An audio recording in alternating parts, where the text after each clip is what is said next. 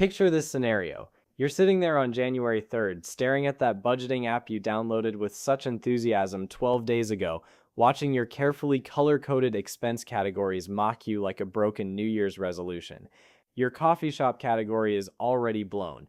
Your entertainment fund looks like it got hit by a financial tornado, and you're wondering how you managed to spend $47 on miscellaneous when you swore you'd track every penny. Meanwhile, your rich Uncle Mike never seems to stress about money, doesn't use any apps, and somehow always has cash for whatever he wants. You're starting to think maybe you're just naturally bad with money.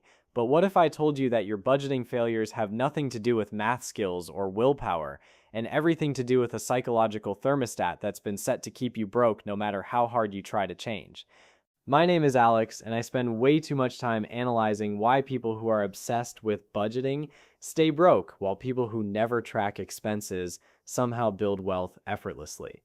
If you're someone who's tried every budgeting method known to humanity but keeps ending up in the same financial patterns, or if you've ever wondered why your money management feels like pushing a boulder uphill while others make it look easy, make sure to hit that subscribe button and give this video a thumbs up, because today we're diving into the identity shift that actually creates lasting financial change. Here's the thing that absolutely blows my mind about personal finance advice. Everything focuses on the mechanics of money management while completely ignoring the psychology of who you think you are. Budgeting apps, spreadsheets, the envelope method, zero-based budgeting, they're all trying to solve an identity problem with math tools. It's like trying to cure depression with a calculator. Let me explain what I mean by financial identity. Right now, somewhere in your subconscious, you have a story about who you are with money. Maybe you're the person who's bad with money, or someone who will never be wealthy, or the type who always overspends. This isn't just self-talk, this is your financial thermostat, and it controls every money decision you make, whether you realize it or not. When you try to budget your way out of financial problems, you're fighting against this thermostat. It's like trying to cool down a house by opening the windows while the heater is still cranked up to maximum.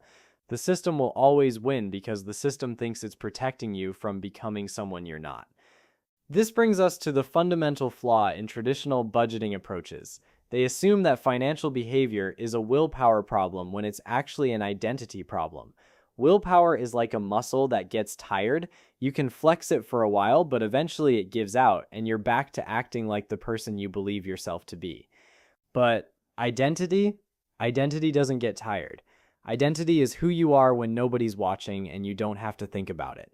When you see yourself as someone who's good with money, you naturally make good financial decisions. When you see yourself as someone who's bad with money, you naturally make bad financial decisions, even when you consciously want to do better. Let me give you a perfect example of this in action. Sarah sees herself as not a money person. Every time she tries to budget, she's essentially fighting against her own identity. Her brain creates what psychologists call cognitive dissonance when she tries to act like someone who's good with money because that's not who she believes she is. So her subconscious finds ways to prove her identity right. She forgets to track expenses. She makes impulse purchases. She finds excuses to break her budget. Not because she lacks discipline, but because her brain is trying to maintain consistency with her self-image. Compare that to Michael, who sees himself as someone who's building wealth. When Michael wants to buy something expensive, he doesn't need willpower to stop himself.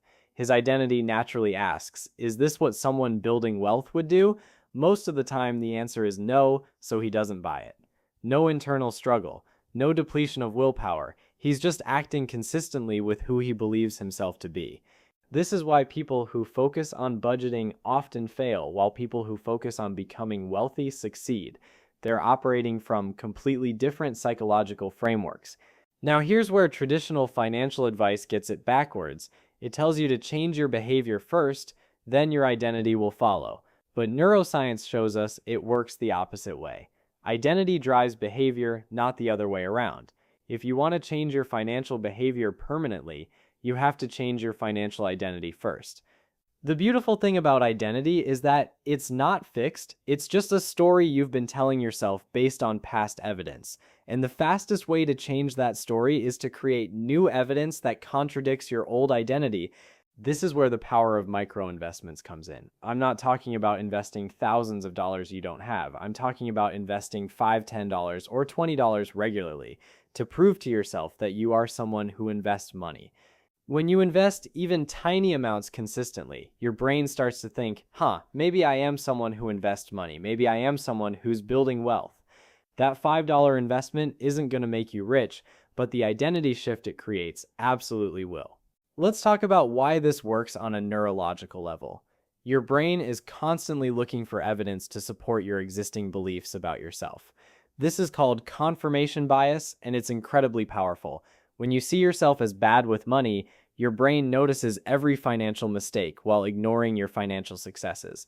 When you see yourself as good with money, your brain does the opposite. The key is to give your brain different evidence to work with. Every time you choose to invest instead of spend, you're casting a vote for a new identity. Every time you choose long-term benefit over immediate gratification, you're proving to yourself that you're the type of person who thinks ahead. Your brain starts to think, wait, maybe I was wrong about this person. They actually do make smart financial decisions. This identity shift creates what psychologists call a positive feedback loop. The more you act like someone who's good with money, the more your brain believes you're someone who's good with money. The more your brain believes it, the easier it becomes to act like it. The easier it becomes to act like it, the more you actually do it. And round it goes, creating momentum that feels effortless instead of exhausting. But here's the crucial part that most people miss. You can't just decide to have a new identity tomorrow and expect your brain to buy it. Identity change requires proof. Your subconscious is way too smart to be fooled by affirmations or wishful thinking. It needs evidence, and the best evidence is consistent action, even if that action is tiny. This is why the person who invests $10 every week often builds more wealth than the person who tries to invest $500 once a month. It's not about the math, it's about the identity reinforcement. Weekly investments create weekly proof that you're an investor. Monthly investments create monthly proof. The frequency matters more than the amount when you're trying to rewire your financial identity. Let me tell you about the moment I realized this. I was talking to a friend who had just bought his third rental property, and I asked him how he managed to save so much money while still enjoying his life. His answer floored me. He said, "I don't really think about it anymore. I'm just not someone who spends money on stupid stuff." Notice what he didn't say. He didn't say he had amazing willpower or that he tracked every penny. He said he wasn't someone who spends money on stupid stuff. It was part of his identity. That's when it clicked. Wealthy people don't have better willpower than you. They have a different identity than you. This brings us to something that might sound crazy, but is absolutely true. The amount of money you save matters less than the consistency with which you save it, especially in the beginning. Saving $50 every month for a year is more powerful than saving $600 once, not because of the math, but because of the identity formation. $50 every month tells your brain, I am someone who consistently saves money. $600 once tells your brain, I did something unusual that one time. Your brain remembers patterns, not isolated incidents, and patterns create identity. This is why crash diets don't work, and why financial crash diets don't work either. They're trying to force behavior change without identity change. You lose 20 pounds or save $2,000 through sheer willpower, but since your identity hasn't changed, you inevitably drift back to your old patterns. The people who successfully transform their finances understand something profound. They know that the money isn't the goal. The person you become in the process of building wealth is the goal, because that person, that identity, will continue to make good financial decisions long after you've stopped thinking about it. Now let's talk about practical application. How do you actually implement this identity-based approach to financial change? The key is to start embarrassingly small and focus on consistency rather than amount. If you've never invested before, start by investing $5 per week in a simple index fund. The goal isn't to get rich off 5, the goal is to prove to yourself that you are someone who invests money. After a month of consistent $5 investments, your brain starts to think, I guess I'm an investor now. If you've never saved before, start by automatically transferring $10 to a savings account every week. Again, the amount doesn't matter. What matters is the proof you're creating that you are someone who saves money consistently. The beautiful thing about starting small is that it's almost impossible to fail. You can't claim you don't have $5 to invest or $10 to save. There's no overwhelming pressure. There's no dramatic lifestyle change required. You're just quietly proving to yourself that you're the type of person who makes smart financial decisions. But here's where most people mess this up. They start small, see some success, and then immediately try to scale up too fast. They go from investing $5 per week to trying to invest $100 per week. Their identity hasn't caught up yet, so their brain rejects this new behavior as not who they are. They fail, feel discouraged, and often quit entirely. The secret is to increase gradually, and only after your new identity feels solid. If $5 per week feels natural and automatic, then maybe try $7 per week, then 10, then 15. Let your identity expand slowly and naturally instead of forcing it to change overnight. There's also something powerful about the language you use with yourself during this process. Instead of saying, "I can't afford this," start saying, "I don't spend money on this." Instead of saying, "I should save money," start saying, "I'm someone who saves money." The difference might seem subtle, but it's actually rewiring your brain at the identity level. "I can't afford this" implies that you're restricted by external circumstances. "I don't spend money on this" implies that this is a choice based on who you are. One feels like deprivation. The other feels like alignment with your values. "I should save money" implies that saving is something you're supposed to do but don't naturally want to do. "I'm someone who saves money" implies that saving is just part of who you are. One creates internal resistance. The other creates internal alignment. This language shift might sound like semantics, but your subconscious takes these statements very seriously. It's constantly listening to how you describe yourself and adjusting your behavior accordingly. Here's something that will probably surprise you about this identity-based approach. It actually makes financial decisions easier, not harder.